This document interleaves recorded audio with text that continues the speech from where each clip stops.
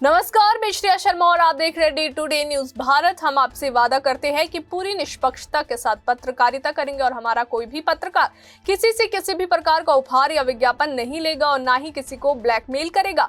हम दबे कुचले लोगों की आवाज बनेंगे, साथ ही हम ऐसी कोई खबर नहीं दिखाएंगे जिससे भोली भाली जनता मूर्ख बने या उन्हें धोखा मिले। हम लोकतंत्र के चौथे स्तंभ को और अधिक मजबूत करने की पूरी कोशिश कर रहे हैं। अब बात करते हैं खबर की।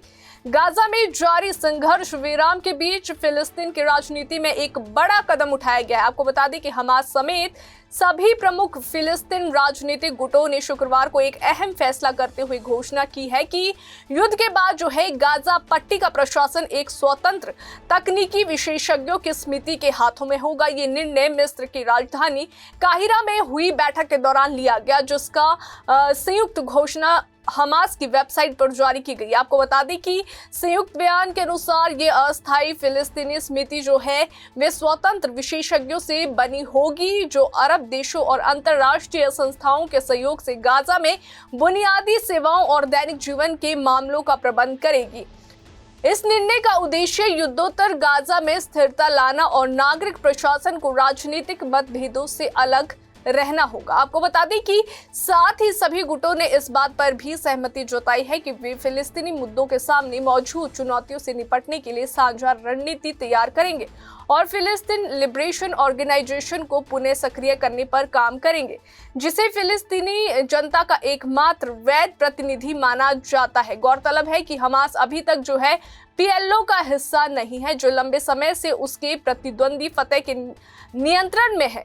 इस बीच गुरुवार को काहिरा में हमास और फतह के प्रतिनिधिमंडल के बीच एक महत्वपूर्ण बैठक भी हुई, जिसमें अमेरिका समर्थित युद्ध विराम योजना के दूसरे चरण पर चर्चा की गई। दोनों पक्षों ने फिलिस्तीनी आंतरिक एकता को मजबूत करने और इजराइल सरकार से उत्पन्न चुनौतियों को संयुक्त रूप से सामना करने पर सहमति जताई है। आपको बता दें कि बैठक में मिस्र के खुफिया प्रमुख हसन राशिद ने जो है उन्होंने भाग लिया है और उन्होंने Islamic Jihad, Democratic Front for the Liberation of फिलिस्तीनी तथा Popular Front for the Liberation of फिलिस्तीनी जैसे अन्य प्रमुख फिलिस्तीनी संगठनों से भी मुलाकात की है। ये बातचीत इस बात का संकेत मानी जा रही है कि मिस्र एक बार फिर फिलिस्तीनी गुटों के बीच जो है मेल मिलाप कराने की भूमिका निभा रहा है। हमास और फतह के बीच जो है वर्षों से चली आ रही राजनीतिक खाई इस पूरी प्रक्रिया की सबसे बड़ी चुनौती रही है। 2006 के चुनाव के बाद दोनों के बीच जो है हिंसक झड़पें हुई थी, जिसके बाद 2007 में हमास ने गाजा पट्टी पर नियंत्रण हासिल कर लिया था।